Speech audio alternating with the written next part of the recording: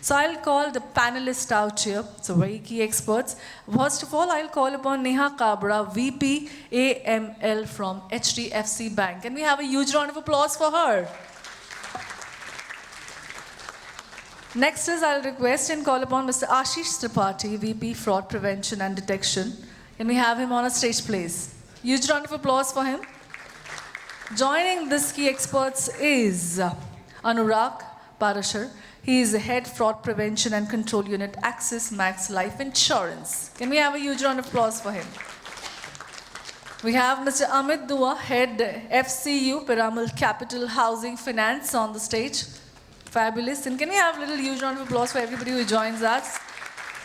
Next panelist, Mayank Sharma, Chief Audit Executive, IIFL Finance. Can we have a huge round of applause for him? And of course, the moderator, I think, who's been guiding this entire phenomenal session out here is Mr. Satish Kashyap, CEO, Drona Pay. I'll request everybody to be seated, aligning with the screens so that people, if they want to connect with you and ask you questions directly. And we are waiting for Mr. Aditya Goenka. He shall be joining us shortly. Yeah. Over to you. Super. Yes, we are between you and lunch.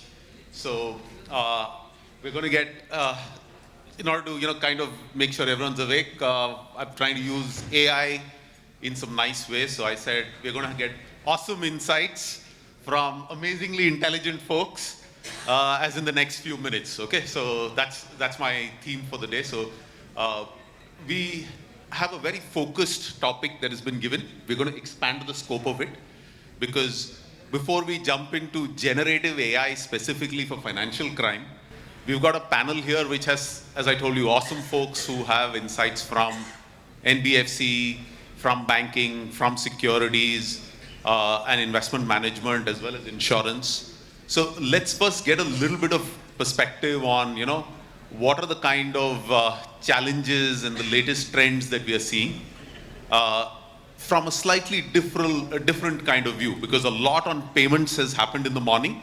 So today what we'll try and do is we'll broaden that horizon a little, thanks to the panel members that we have. So maybe what we'll do is we'll start with Anurag here, and we'll, kind of ask him to, use his past background, both from an insurance and from his telecom days, in order to get us a view in terms of what are the kind of challenges that we are seeing from the fraud landscape in these spaces. Over to you, Anurag. Sure, thank you. Good afternoon, everybody. It will not take much time. So once we reach to AI and generative AI, just let us understand, we'll spend a couple of minutes, what exactly any organization, irrespective of the industry, be it insurance, telecom, FMCG, I've worked in FMCG as well. We just need to understand what actually hits us, right? So for that, any regulation will tell you there are three kinds of frauds, right? First is customer-initiated fraud. The customer is a fraudster. He's trying to defraud the company, right? Then there is something called as intermediary fraud. When you're like in insurance, you have a lot of intermediaries between us. Like we have partners, we have brokers, we have IMS channels, we have IM channels, right? Where employees of other organization of the intermediaries do sell it for us, right? So the compliance and fraud becomes a challenge there. And third comes internal fraud, where any organization's internal employee targets you, right? So these are the three basic categories of frauds. So quickly, I'll spend 2 minutes. Everybody in general is understanding that fraud means KYC, lending, transaction monitoring, right? When it comes to telecom, some of them are critical, but can anyone tell me where the telecom industry actually bleeds? Actually bleeds. The quantum of fraud, like in insurance, investment is less, say 50,000 premium, sum assured 1.5 CR. So obviously these industries will be prone to fraud. Which frauds? Customer initiated frauds, right? And when I say customer initiated, there's a subcategory also called as nexus frauds. We have fraudsters sitting out in the market. They're just all the time using all kind of AIs, generative AIs, machine learnings, whatever, is there available at their disposal. They use everything to target you and target you from all the angles they can, right? So in addition to your transaction monitoring in the lending industry, in the banking industry, AML, in telecom, I'll give you one example. I'm sure a couple of you might be aware of it, but if not, it will just enlighten you a little. How many of you know there is something called as PRS in telecom? Anyone? That's called premium rate service. What is it? Suppose I'm a user of service provider A, and you are the user of service provider B. For example, we'll take Jio versus Airtel. I'm an Airtel user, right? And if I originate the call and call you, you are a Jio user. Call lands on, so Airtel network's call lands on Jio's network. So there is an agreement, right? That whatever tariff is earned by Airtel, if Airtel call is landing on Jio network, Airtel has to share 20 paisa per minute, right? And when this is international, like a call from India, Airtel is landing on Hexacom US or maybe Orange US, wherever. So there is an agreement. They have to share the revenue. That's how the industry operates. Now there is something called as premium rate service, where the landing charges of a call are way, way, way higher than your normal call. For example, रात में किसी ने TV देखा है? The people, call करिए, दोस्ती करिए, right? Chat करिए, right? Those are called premium rates. Per minute charges are 6 rupees, 10 rupees, 12 rupees, 15 rupees, even 200 rupees, right? So when I was in one of the telecom companies I was working for, that was the biggest challenge thrown on us. So what people do, they take SIM cards, right? And they have auto dialers. Since that time, I'm seeing people using a little bit of machine learning and some bit of technology. So they take SIM cards connections in fake identities, fake names, and the entire night they have auto dialers, and the only work is to get the calls terminated on the network, international network, and then push off. You can't chase them, you can't find them, right? So what happens? So there's a double whammy of loss here. First, the subscriber who has taken the connection is not paying you, but you have to pay the lending charges to the person. Okay, sorry to interrupt. We have another panelist joining us. Can we give him a huge round of applause? Aditya Goenka, Chief Legal and Compliance, Yes Securities India. Thank you so much for joining in.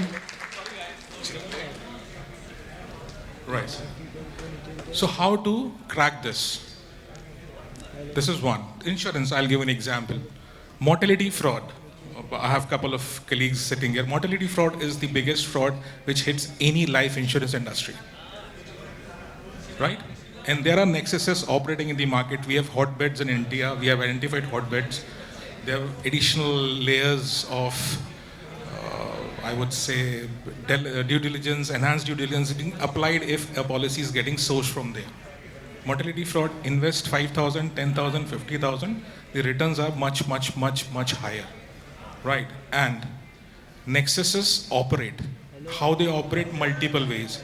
Policy funding, policy investment, impersonations, right? Where we use this face match tools and identify. Fake addresses, medical non-disclosure, material non-disclosures, right? So these are the few trends, and the list is endless. I can keep on telling. Thank you. Super, Anurag. So, compared to just looking at payments in the morning, you kind of expanded the horizon for us and talked about, frauds which require us to look at it in a completely different way. What is the network of people? You're talking about data in terms of hotbeds, locations, and trying to find insights from, the world famous Jamtara story that everybody knows of. Super. Now, I think Aditya came in late, but we're not going to spare him too much time to, rest. So, Aditya, from your point of view, from the investment side and the broking side, we just wanted to get a perspective in terms of what are the trends and new patterns of frauds that you are seeing at this point in time, because we had a lot focus on payment side, so we're now trying to broaden the horizon to other opportunities. See, from the overall monitoring side, we need to see the pattern of the particular person, that how they are, doing their transactions. because the moment we have start using the AIs, now the AIs also, they are also using the AI, the fraudulent. In the way we need to understand that what is getting bypassed through the data that we are using, either whether we are using the data on a too much side or the thresholds that we are setting is on a very lesser, on a lower side or on a higher side. Depending upon those things, we need to monitor that what we are monitoring and at the same time how they are doing their transactions. So that is a very important perspective. And like the global scenario has got changed. A lot of cross-border transactions are happening nowadays. Monitoring the overall GRC is very important. That it's not only that what is happening within the Indian ecosystem, but we have to foresee the entire regulations, that is the global regulations, and how they are monitoring on that level. Super. So, in order to add to this, Mayank, would you want to talk about some, trends and patterns that we're seeing from a lending side? I think, as Anurag said, that there are basic category of frauds where either it is customer initiated or it is mostly done by the figuring out the loopholes of system. I think in a typical retail lending space, the innovation of frauds keeps on happening in terms of where the fraudsters or the gang of them, they are continuously kind of upgrading themselves in terms of frauding. Mostly they start with KYC, or if the majority of the frauds what we have seen is in the lending side of a retail lending side of a business is applying similar places at the same time at typically end of the month, so that the credit ratios are not typically seen there. Plus, I think there are various pockets where the kind of frauds which will come up around the year is quite a learning also. Like we have come across various instances where the customers have not shown their real credit or the net worth, but they have faked, of course, the documents, bank statements, so on and so forth. So the vendors and everything, we also try to upgrade our systems to catch them. But it's continuously match and win that we have to figure it out how do we get it much ahead of what they try to do. So I think with the help of technology, where all of us within the industry and across we are trying to do is, instead of post facto, we are trying to do something preemptive or proactive to catch them at the nip at the bud itself only. So the whole story remains, if you can catch a fraudster before disbursing the money, that is where the real expertise and strength would be helpful in building up the networks there. Super. Shall I? You want to go? Yeah, so when the questions come on the lending part, right, where does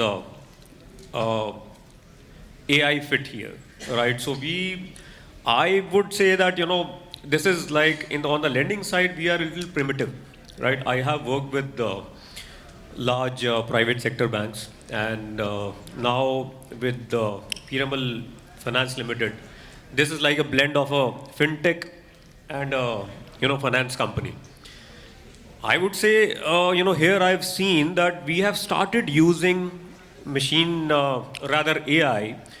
We are yet to reach out to that level when we start using Gen AI, right? And as of now, how I look at it is, in the sense that, we can try automating some tasks which are repetitive in nature. But when it comes to fraud detection per se, as of now we are using API, but I think there is a lot of scope when we can, where we can think of getting towards using AI and all. Maybe in coming course of time, when we talk about investigations, right? In investigations, there could be a scenario wherein it is like prompt-based investigations, right? There would be a prompt saying that, you need to do 1, 2, 3, 4 things. This is this kind of case. This is how I envisage it. Similarly, on onboarding part as well. Super. So moving from, the side of the problems where we've talked about areas including, investments where we're trying to monitor transactions, we're trying to monitor the KYC documentation, we're trying to look at nexus between players. All of this on the fraud side has been one part of the story, Neha. So how are things evolving on the AML side?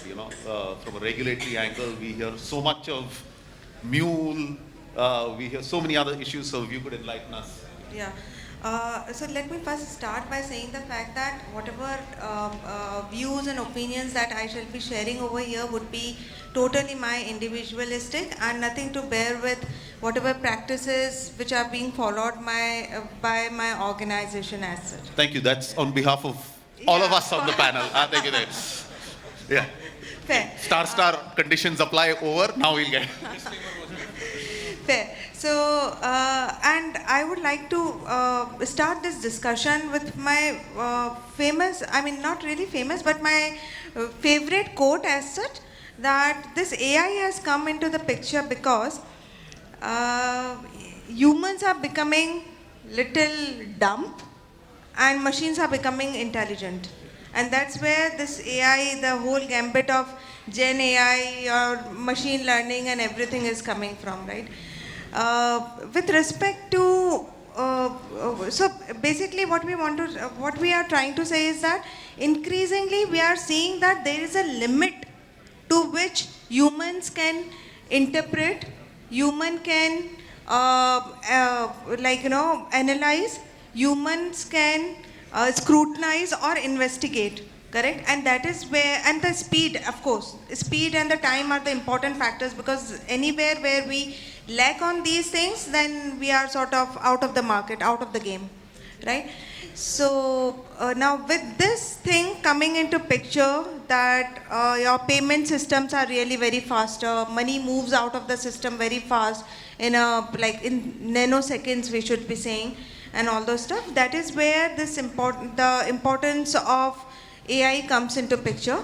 And with the fact that, as what he has rightly pointed out, that money mules, how are they working currently, right?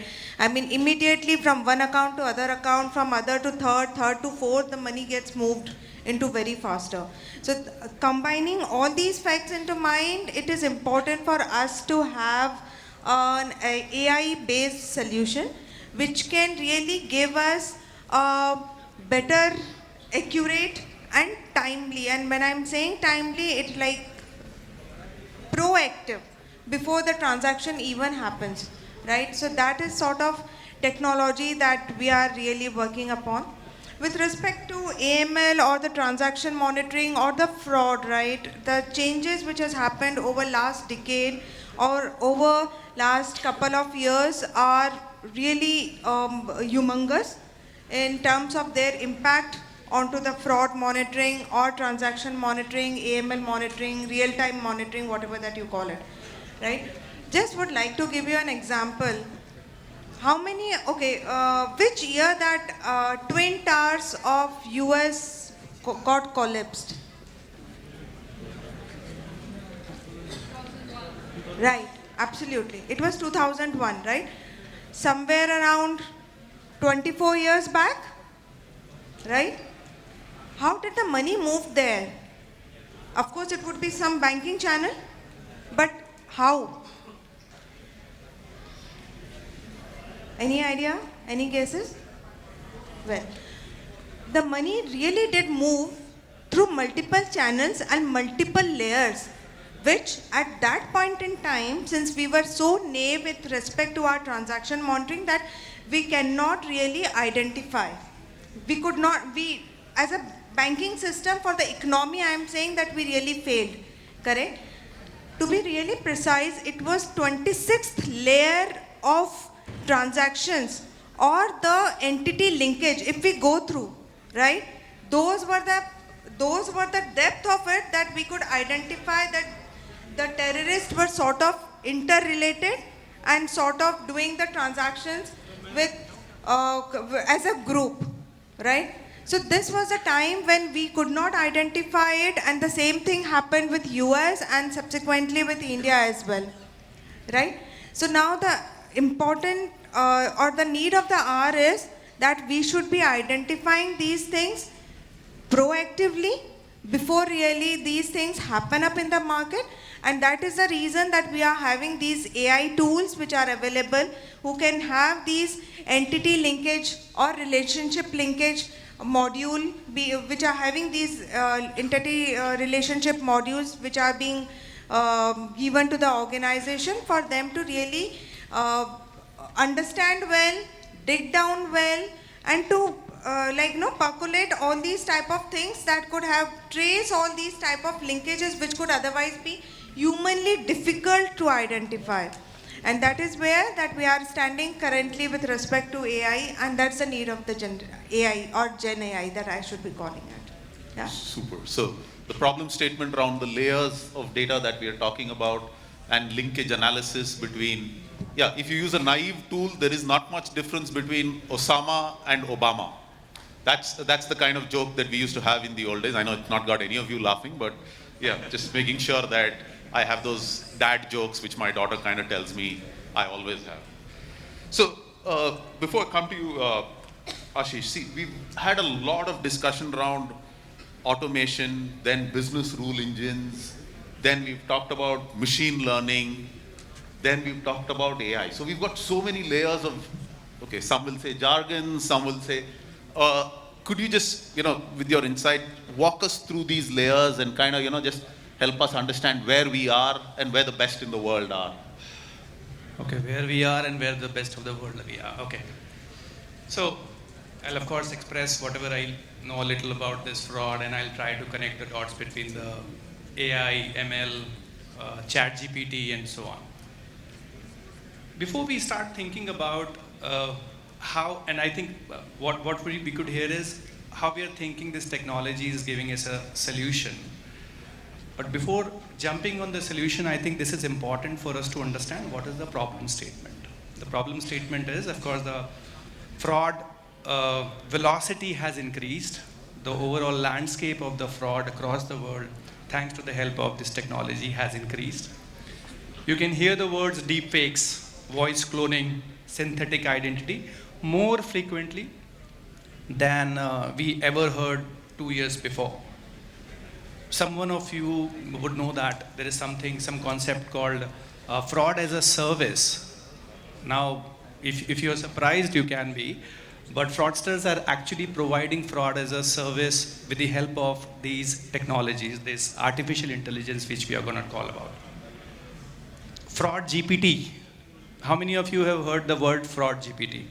So the chat GPT was launched, and in 4 months of the time, the bad actors have launched a tool called Fraud GPT. So what is happening basically?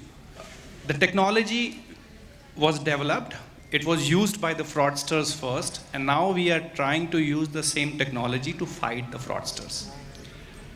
Now, do I really think that the things are over, we cannot do anything about that? My personal answer is no, it's not.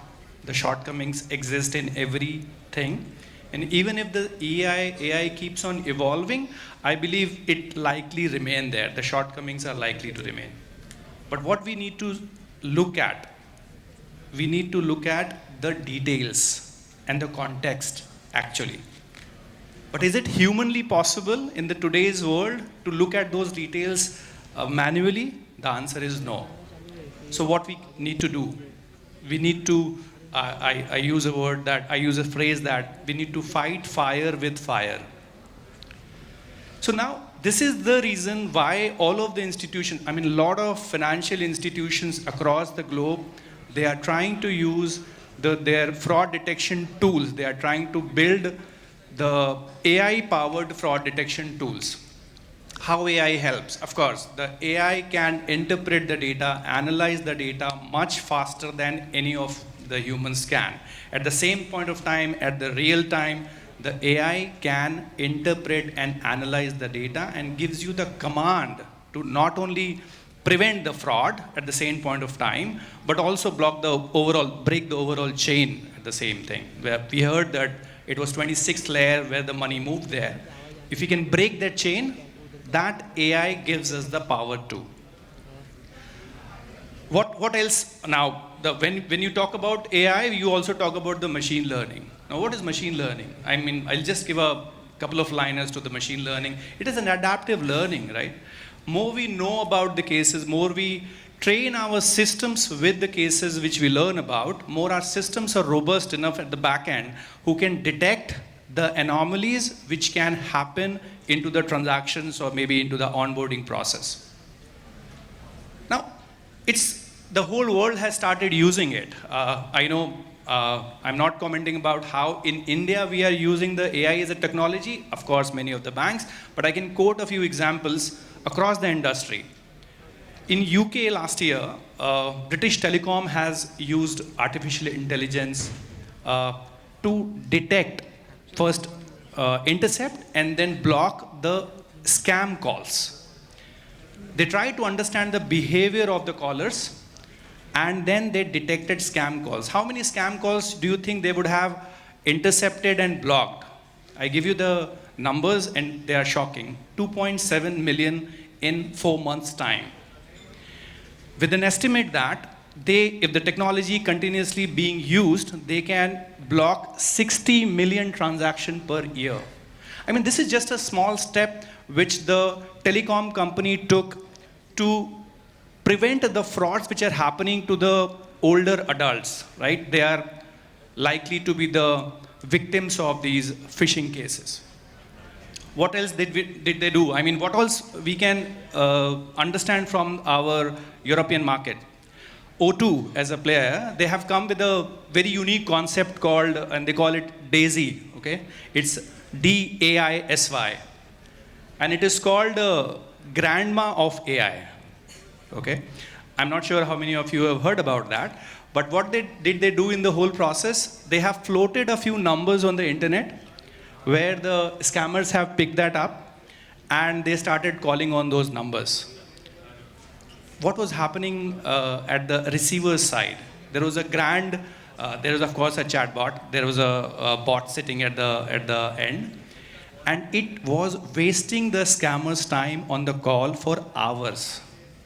Not only it wasted the time so that in that same time scammer could call or scam somebody else, it also learned the methods these scammers are using on the normal public. They pulled the data out.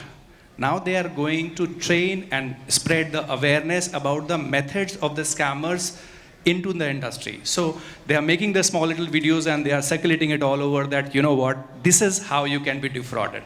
So they have made use of the AI in that way.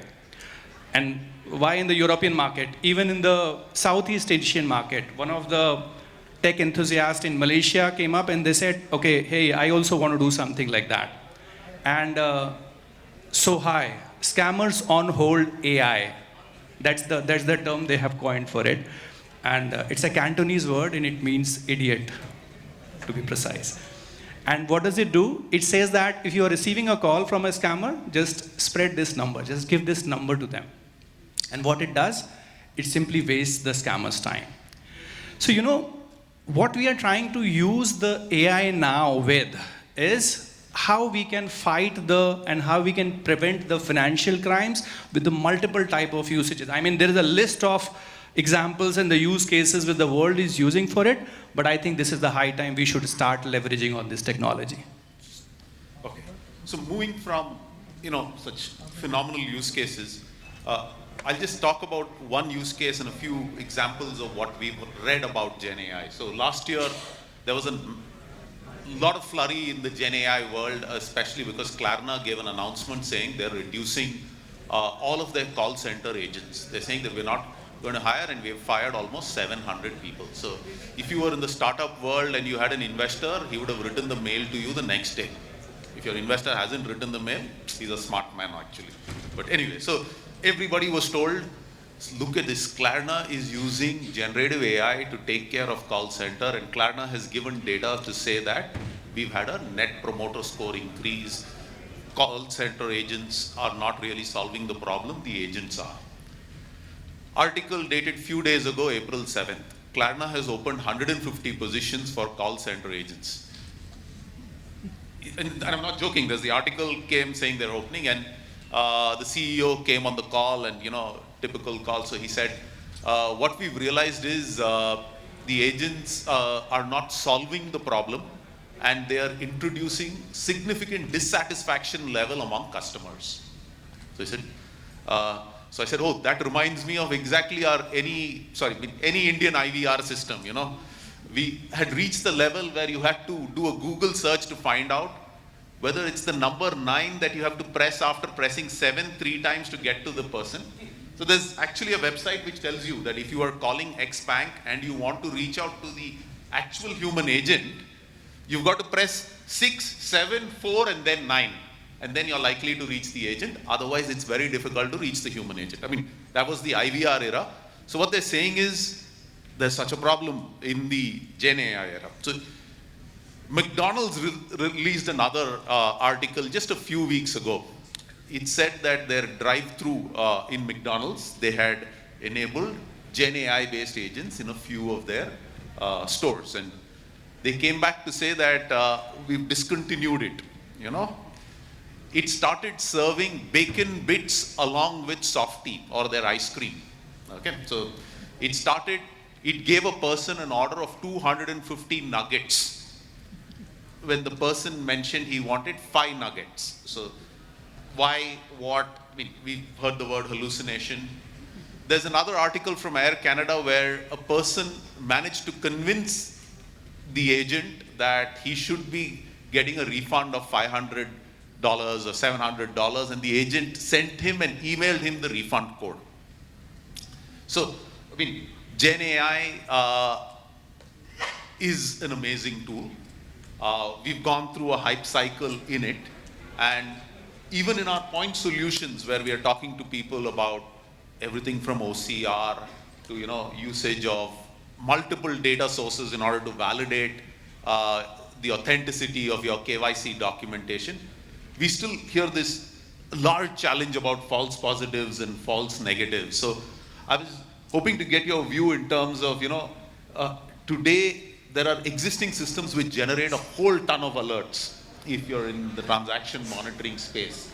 What do you think are simpler steps of automation that you think we need to take, which maybe can be converted into Gen AI agents, but, you know, we need to take in order to kind of solve some of these problems? Because the alert menace is huge. The false positive challenge is huge today before we kind of have an agent which replaces us.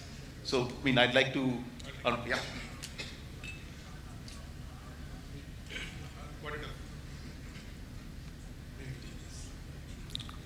Yep. According to me, the best apt response to this very complex question is those who want to adapt, adopt, implement, deploy AI, Gen AI, chatbot, whatever, decisioning should be in the hand of humans. That's the challenge. So I struggled with this OCR thing, everything in my previous organization. No, it was a fintech company, and we had very small ticket loan items ranging from 8,000 to 1.5 lakhs for, you know, mobile phones and various products. So initially the journey was like 30 minutes mobile journey. We brought it down to 3 minutes, and a very good NPS we got on it. It took me almost 1.5 years, myself, operations, sales, and my team of data analysts to work day in, day out on this. So once we reduced the decisioning, right? So we were adopting that conventional methods, unconventional methods, that okay, OCR is matching, fair enough, okay. Okay, this live phase is matching, okay, no. Then we did redo the other thing, entire thing we redid, and then we brought a scorecard. That okay, the first check is on face, liveliness. If it's more than 80%, first level, okay. Second, the KYC. So PAN, Aadhaar, more standard ones. PAN, 3 factors to be matched, face, with the live photograph, date of birth, father's name, fair enough. Third was, most typical was Aadhaar. In Aadhaar, address matching, fair enough. Sound like address matching. So what we did a grid. And that was completely adjustable, like, you know, you can adjust volume, bass, treble in that. So we were playing at the back that, okay, now if I go the face match score to 90%, if any application having a liveliness is of 90%, but PAN card is saying 60%, I'm fine with it or not. So we worked a lot on it, but ultimately we kept the decision with us. So we used to tweak from the back that, okay, now we had done a lot of POC on this, 6 months we have worked like this, and wherever initial 6 months what we did, whatever the tool was clearing, there was a set of people sitting, right, almost 80 people sitting and just doing it quick and dirty and just working on it that, okay, this is fine, this is not fine. There were cancellations also happening, false positives, and there were some approvals also happening. First. Second, what AI and Gen AI, whatever name you give it, what as an investigator, what I feel, that suppose if I'm investigating an issue or proactively identifying a trend, I have to consult 5-6 systems and processes. For example, KYC, I'll take it from policy onboarding or from the transaction monitoring, I'll take it from the payment team, renewals, I'll take it, with the premium is coming, I'll take it from the sales team and the renewal team. AI can do, kind of make this easier for you. It will make more swift. So for taking a decision whether it's a fraud or not, I have to consult 5-6 people, 6-7 systems, that data, this data. We can use that data, teach the data. That if step 1, this is okay, go to next step. Next step, if this is not okay, throw the alert. If everything, that loop is completed, and ultimately the entire outcome is in front of me, what I'll do manually, look at this data, okay, look at the data set, okay, not okay. That can be done, one consolidated solution, and then my investigator can say, okay, this is a fraud, this is not a fraud. So decisioning should not be with machine, it should be with human. Human aspect will never go. Yeah, I have a point to make here. See, this is a cycle, right? You apply AI, then you move towards, finding out more triggers. Then you move towards, reducing those triggers, which are coming in form of false positives and all. But again, I would say this is like going to be a cycle only. The main part which, how a lending industry, basically the fraud which are happening in lending, I would say that, it would bring in some kind of consistency. My various, audience and colleagues would agree with me. Today, we are mostly, employing human beings. Right, and human beings are prone to error. Right? How I look at it is that at least you start pushing in this technology, and then when you start getting consistent results, that's a different, game altogether. So it's a kind of cycle, basically. See, in my opinion, personally, like the movement of fraudulent activity starts from where? The moment any customer gets onboarded. So if you have a very robust KYC mechanism on the very first place, and machine learning AI that can easily help you, like, the areas where the frauds is happening, the geography you can easily analyze, the kind of documentations that is happening from the particular client base, that is the main important area. Because if you can filter those things, the moment, any customer is getting onboarded, that is the very first niche stage. That can help you in the monitoring part. Second is the behavioral pattern. Like we are talking about much on the AIs and all. These all are like what? The inputs is being given by us only. Basis on the inputs and the configurations that we make in the system, basis on that the alerts getting generated. So we have to be very precise on working on those things that help us to stop the transaction before getting executed. If that is being achieved, then only the activity of any fraudulent activity can be getting stopped. Because what we are doing, like in most of the AI ML tools or in the overall ecosystem of this, the moment any fraud happens, then we start, checking on that parameters that, okay, how this has happened, whether the client was having that kind of, frequency to trade on that level, whether they are having those kind of net worth, or how the money is being routed. Those things needs to be getting evaluated first.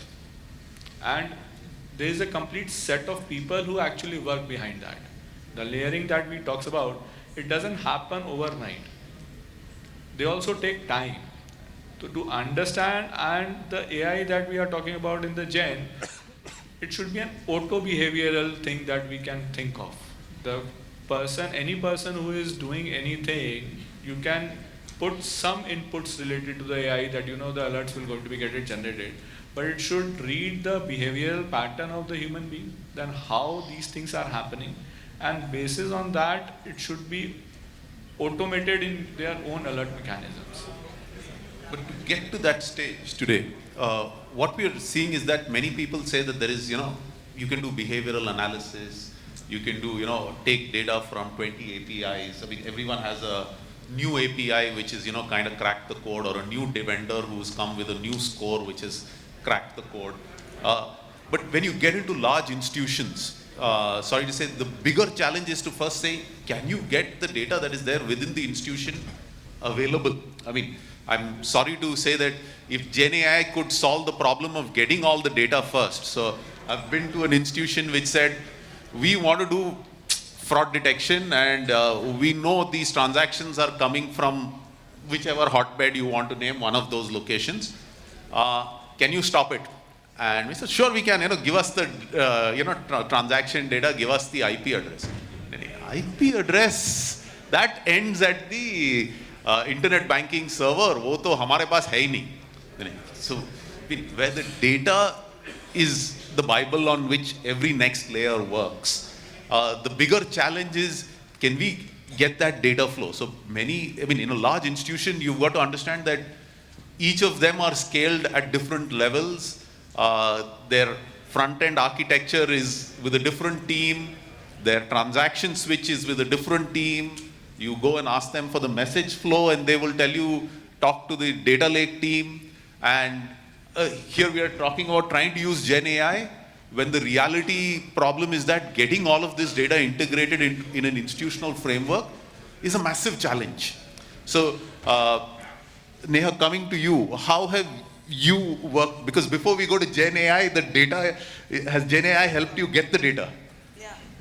So Satish, before answering this, right, I want to really go back to our previous discussion, whereby we said that how do we really reduce the false positive, and some of the discussions that came out was that it's a cyclic in nature, whereby you have to deploy our AI technology, and then again false positive, then again it will be technology and all.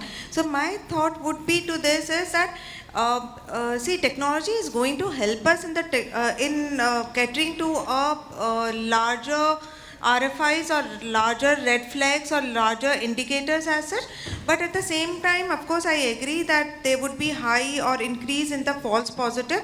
But again, believe me, with the help of technology, we can reduce these false positive as well. But that we need to give them the feedback, like, if the alerts are getting generated and we are closing them as manually, we are looking into these things and we are closing them sort of okay, then that feed also needs to be given to the technology to probably build upon their existing tool, and from there they can go to the next level to further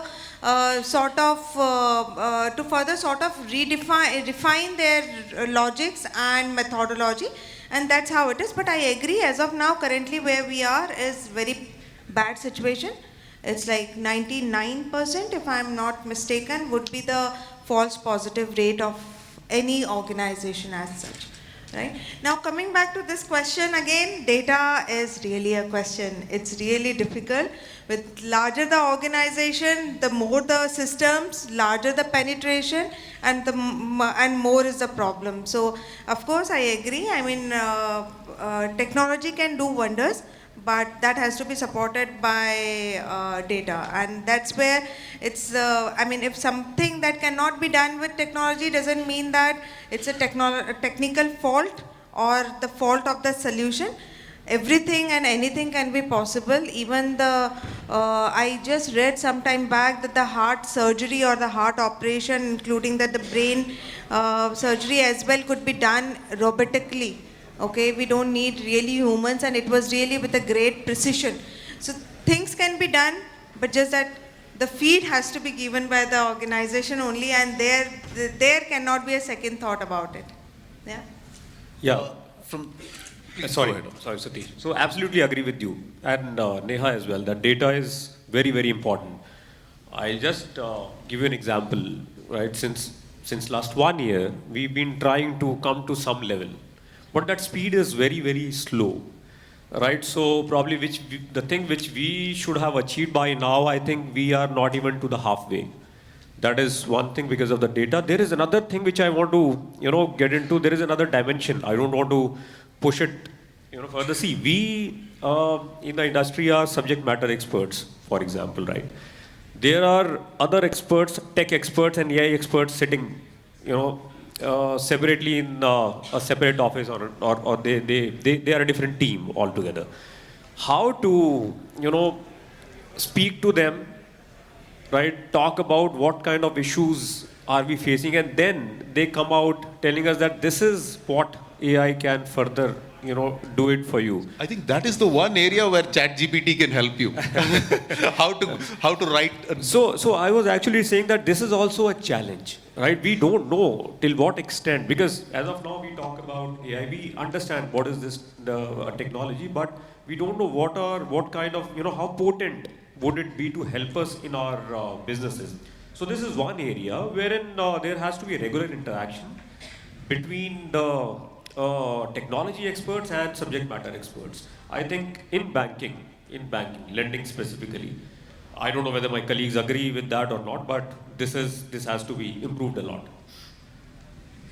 Yes. So one area that I wanted to point out is that one of the most effective use cases of ChatGPT, at least at my end, has been if you want to write a note on any topic and you want to tone it in various ways. Can you make this note polite, ChatGPT? I mean, I have not seen a tool which does a more fabulous job, especially if you want to write a note to a person from a completely different worldview. That is, as he put it, we are functional experts, we want to talk to the technology experts, and we want to get our point together.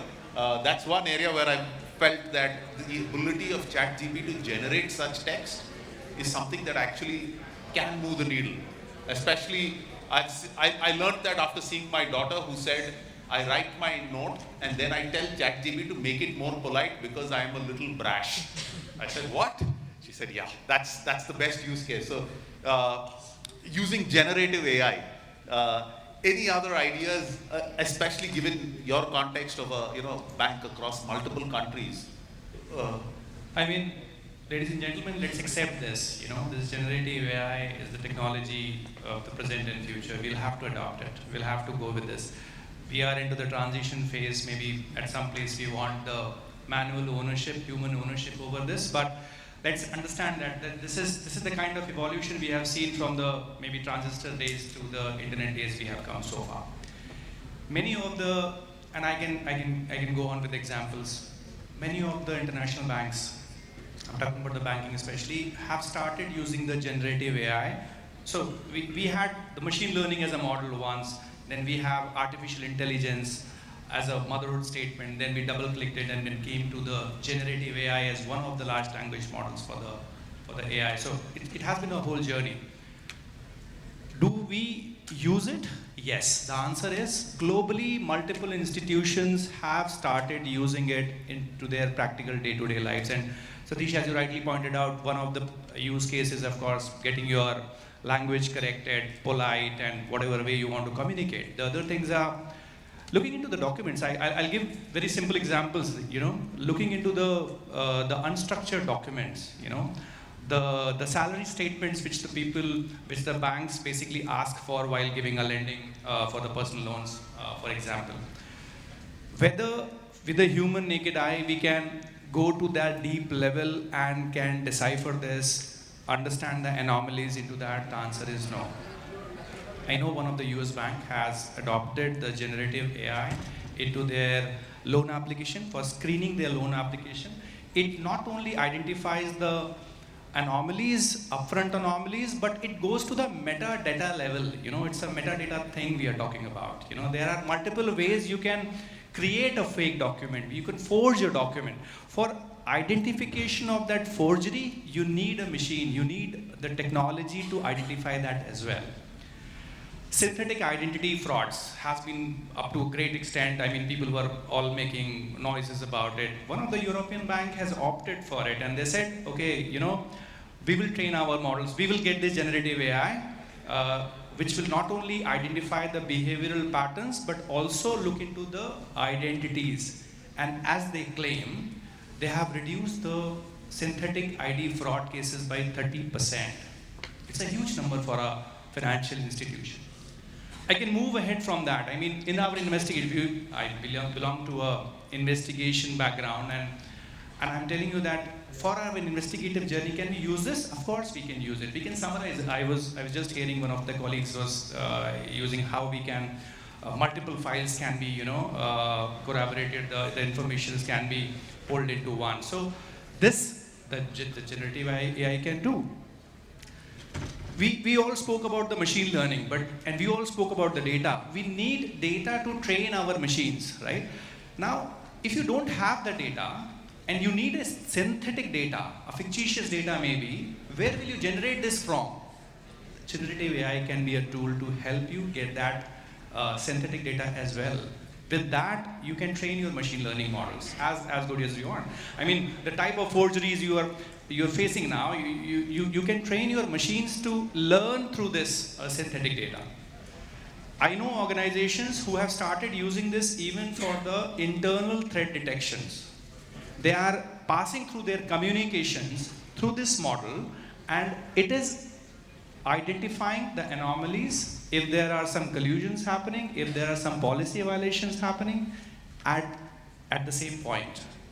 So there are multiple ways the institutions are using it. Again, Southeast Asian Bank has used a chatbot. Who does what? Who basically looks into the conversations which you are having, and if they feel that there are red flags, that you are being scammed, or the OTPs are being asked from you, or the funds you are likely to transfer the funds, they create an alarm.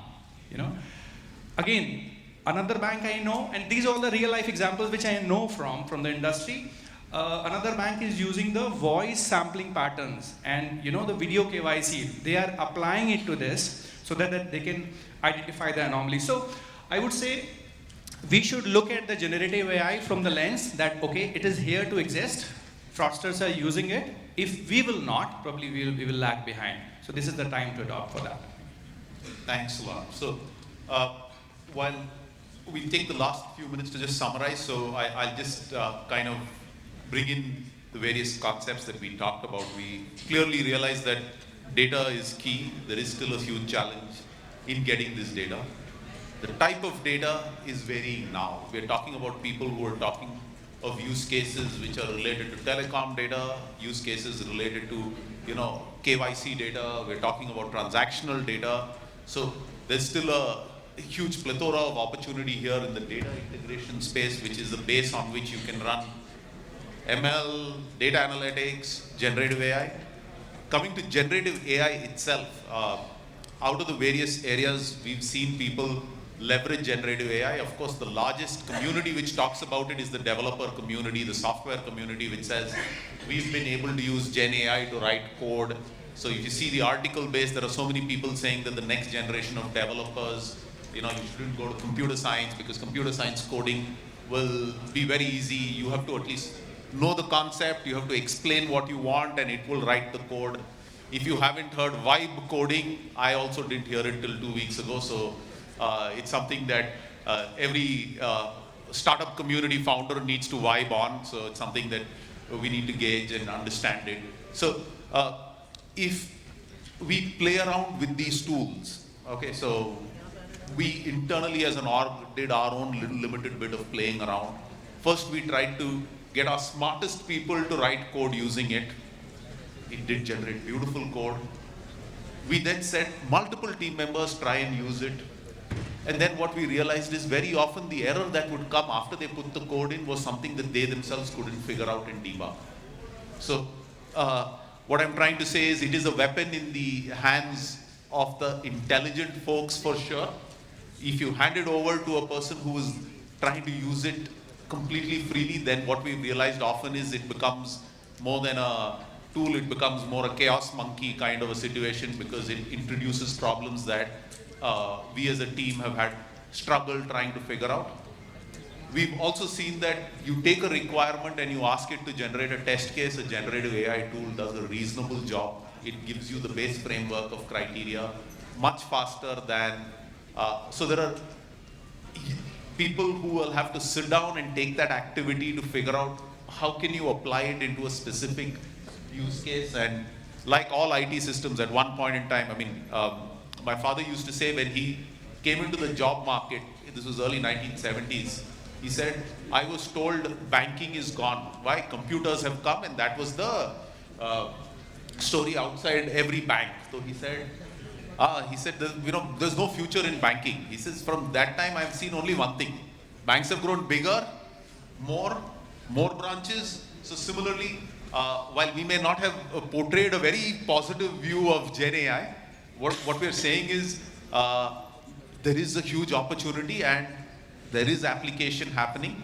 We're at early stages, so it's a great area to build out on, and we're also playing around with it. So when we spoke internally, we said we don't want to come and talk about only Gen AI, because then what's going to happen is we're going to focus on one particular use case. Like one of us will say, I used it for OCR. One fellow will say, but it will not move the needle. What we're saying is it's a huge opportunity. We will have to sit down and work together, and like in the 1970s, it's not doomsday yet. It's not the end of the programmer, not that I can see. So yeah, I think with that, we'll throw the floor open to questions.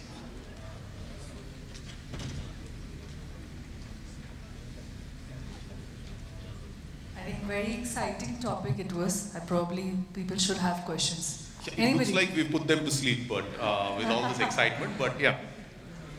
We are, come on. This room, I think we have a lot of experts out here. We do have a question. Already answered all Fabulous.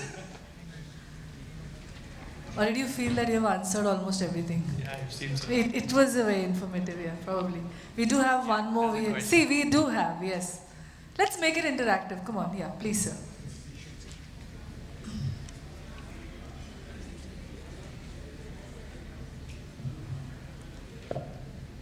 Hi, this is 𝐏𝐢𝐳𝐤 from Kotak. So I could very well resonate with your thoughts, Ashish, on a lot of things which are happening across the globe. I actually moved to India last month after a decade. I was working in US for a big US bank. So the globe is expanding on Gen AI. I know India has a lot of tools, a lot of advancements. But I think we talked a lot about data issues, right? NEHA brought about the 99% false positive rates. Do we really think the data ingestion is the only issue? Or the issue is basically that we don't have enough fraud-rich data to train our models, right? So if I compare US versus India right now, there is a motivation in the customer to report fraud because there's a liability shift, right? Out here in India, the entire liability sits with the customer.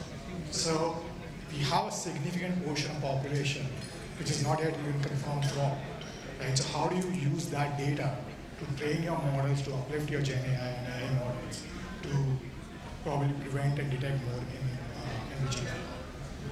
So I can take the first stab and I can let this pass to all the data specialists here. So there are two elements to train anything, or probably to utilize any of the technology. The data we have talked about, let's click it, double click it. This is the quantity of data we are talking about, and there's a quality of data we are talking about. So the availability of the data is the primary thing, of course. We should have all those things which we don't have even getting recorded at this point of time.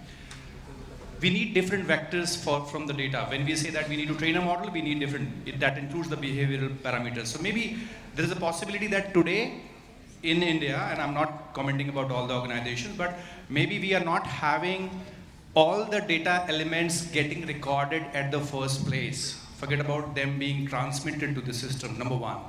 And number two is the quality of data, how good we are recording it and how we are going to utilize this into our systems. I think both the elements remain important. We are catching up. I could clearly see some of the great movement on this front when I was speaking to some of the peer banks here in India as well. We were 2 years back. I think when I look back 2 years and I say, okay, has been a great movement, but have we really reached there? My personal take is no, we have to do a lot in terms of categorizing, identifying, and making the qualitative data sets. But open to hear this. Just to add on your this thing, we don't have issues with the data. Everything is there. The basic challenge is creation of a hypothesis, what you're trying to identify. I have a tool, every one of us has a tool. Most of us are iPhone users, right? But a research study I have studied somewhere that 98% people only use 33% of the features given in the phone, of which 100% is clicking pictures. right? 50 megapixel, 60 megapixel, I don't know, like what. So the genesis or the base of any good tool or any AI-driven EWS, call it, you can call it red flag indicators, whatever, is the hypothesis creation, what we are trying to identify in it. So again, intelligent, smart people who can write a good hypothesis, not a query.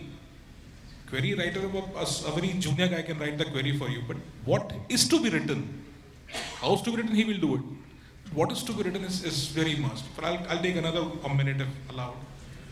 There is a very common conventional understanding and thinking that lending companies do not have much risk of money laundering, specifically small fintechs, right? So I did some research here, right? So I had a couple of scenarios we created from scratch, and the results are so good. For example, so one of my previous companies, we allowed collections in cash as well, because small ticket items, you have hawkers, auto drivers, they are your customers.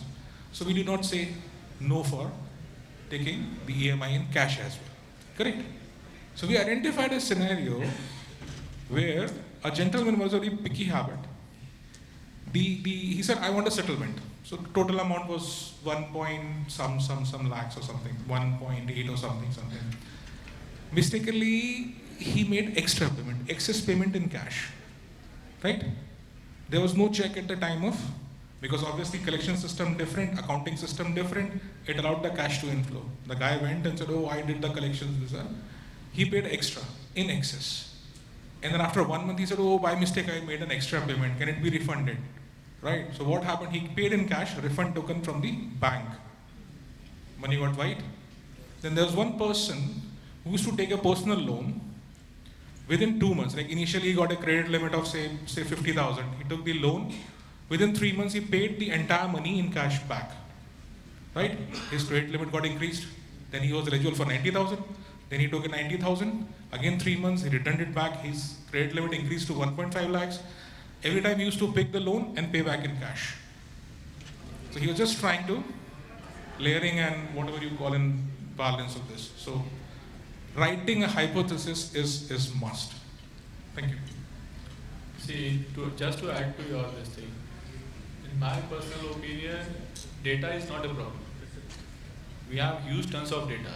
Within the organization, if you will see, like, your accounts team is interacting, your KYC, your customer support team, your surveillance team and all.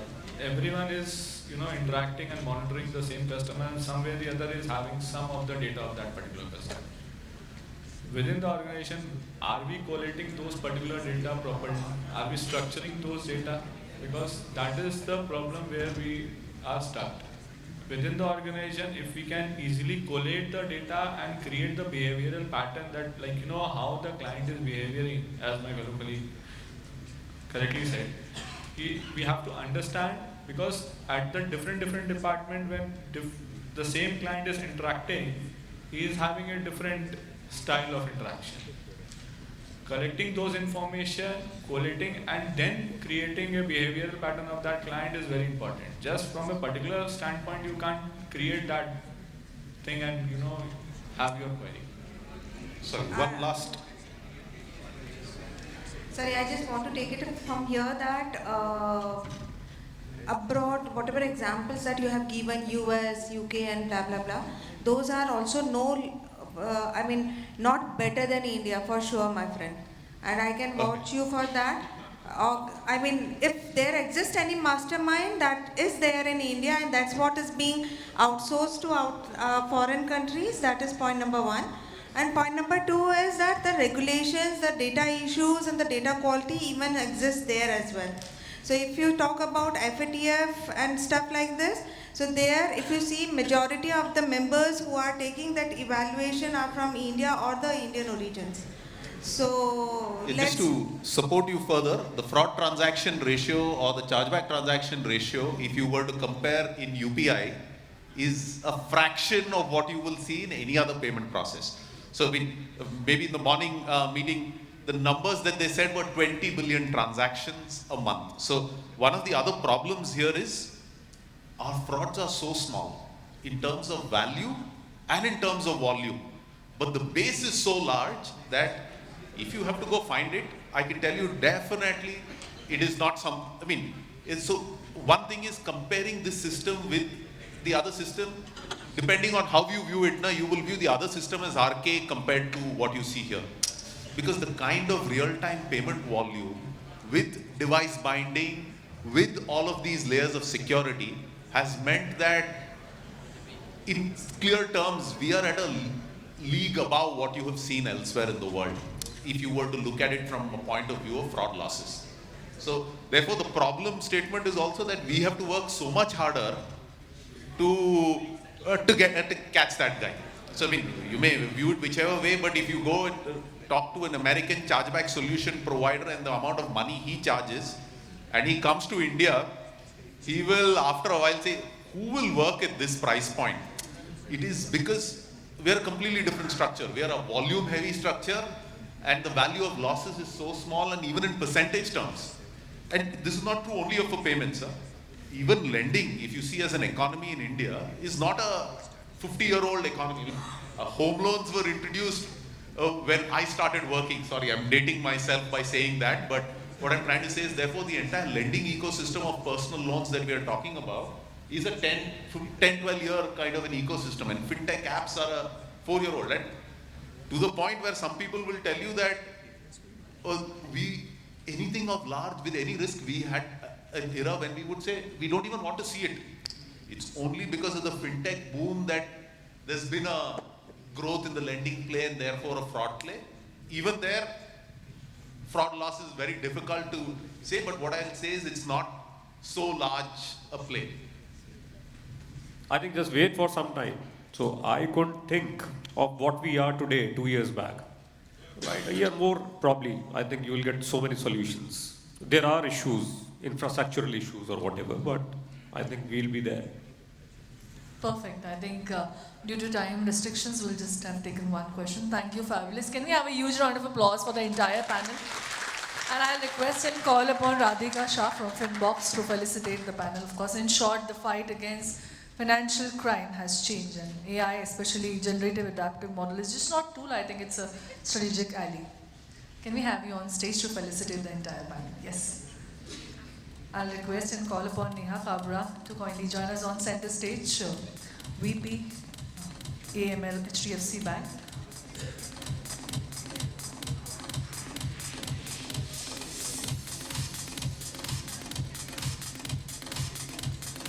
Thank you. Can we have a huge round of applause? Once again, a very, very highly great inputs from everybody out here. I'll request Aditya Goenka, Chief Legal and Compliance, SECURITIES. Thank you so much, sir, for joining in. Once again, great inputs. I'll request Ashish Tripathi, VP Fraud Prevention and Detection, Mashreq Bank. Thank you once again. Huge round of applause. Great insights. Calling upon Mr. Anurag Parashar, Head Fraud Prevention and Control Unit, Axis Max Life Insurance. Requesting Mr. Amit, Head FCU, Piramal Capital Housing Finance, to please accept the memento. Next is Mayank Sharma, Chief Audit Executive, IIFL Finance.